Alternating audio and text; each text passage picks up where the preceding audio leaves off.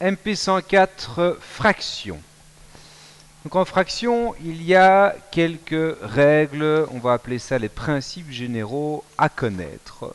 Donc si je vous donne, chose très importante, 15 sur 21, il faut être capable de simplifier une fraction. Comment est-ce qu'on simplifie une fraction comme 15 sur 21? On sait bien qu'on peut diviser au-dessus par 3 et également en dessous, et que donc on se retrouve avec 5 septièmes. Fraction, il faut également donc savoir que si je vous donne 3 quarts au carré, que 3 quarts au carré, ça vaut 9 seizièmes. Et que 9 seizièmes, on ne peut rien faire à cela. 9 seizièmes ne redevient pas 3 quarts, absolument pas. 9 seizièmes, c'est 9 seizièmes. Faites également très attention. Je n'ose l'écrire, mais pourtant il faudra que je l'écrive. Si je vous donne 2 plus 3 sur 7 plus 3. Bon, je crois qu'on est quand même bien tous d'accord que 2 plus 3 sur 7 plus 3, ça fait 5 dixièmes qui vaut 1 demi.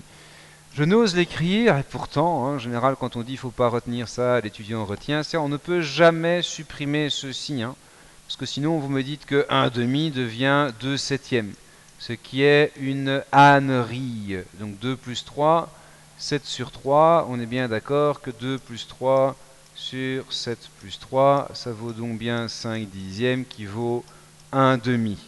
Attention, attention, attention. Continuons donc avec ces règles de base. Si je vous donne, n'oubliez pas que 3 quarts, le tout divisé par 5, ça fait donc bien 3 vingtièmes. Que par contre, si je vous avais dit 3, le tout divisé par 4 cinquièmes, eh bien le dénominateur, quand c'est cette partie qui est en dessous, quand on le passe au-dessus, on le multiplie par l'inverse. Ça devient donc 3 fois 5 quarts qui donne 15 quarts.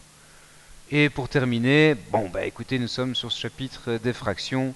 Il faut bien sûr savoir que on ne peut additionner deux fractions que quand elles ont le même dénominateur. 3 cinquièmes plus 7 cinquièmes, bon, ça fait 10 cinquièmes qui vaut 2.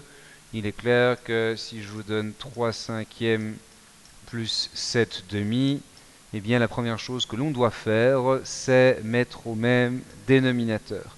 Comment mettons au même dénominateur? Quel est le dénominateur commun entre 5 et 2? Eh bien c'est 10. Ça veut dire que pour avoir 10 ici, il faut multiplier par 2 en dessous et au-dessus.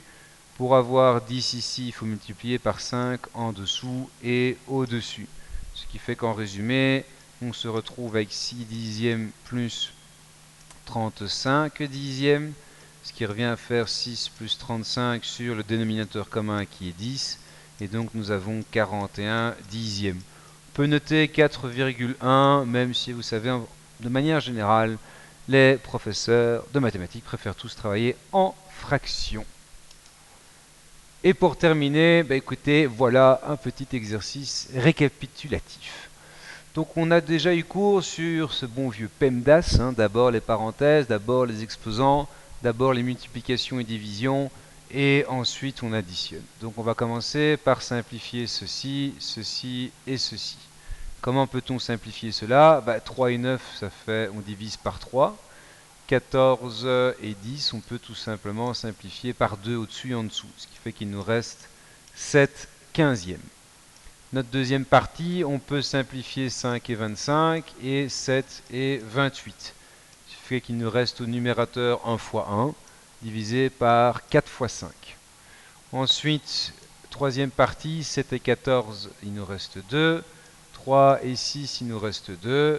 Donc cela fait un quart plus 5 sixièmes. On se retrouve avec des dénominateurs qui sont différents. Donc ce qu'on va chercher, c'est le dénominateur commun. Quel est le dénominateur commun entre 15 et 20? Écoutez, c'est 60. Et avec 4 et 6, oui, écoutez, ce sera 60 en tout et pour tout. Donc si on veut avoir des soixantièmes partout, il faut multiplier ce bon vieux 15 ici par 4 en dessous et au-dessus. Ici, on multiplie par 3. Ici, on multiplie par, je ne dis pas de bêtises, ici, on multiplie par 10. Ça va aller. Et ici par 15 au-dessus et en dessous. Ce qui fait qu'on se retrouve avec 7 fois 4, 28, 1 fois 3, 3, 1 fois 15, 15 et 5 fois 10, 50. C'est là que je dois avouer que je me suis lourdement trompé. Ici, c'est chouette, c'est le professeur, hein, c'est un moins. Donc on se retrouve avec 28 moins 18, ça fait 10, plus 50, ça fait 60 sur 60. Et résultat final, 1. Ce qui est logique puisque dans votre fascicule d'exercice, c'est le premier et que vous savez bien que souvent le 1 vaut 1. Eh bien, je vous laisse attaquer le numéro 2 tout seul maintenant. Bonne chance!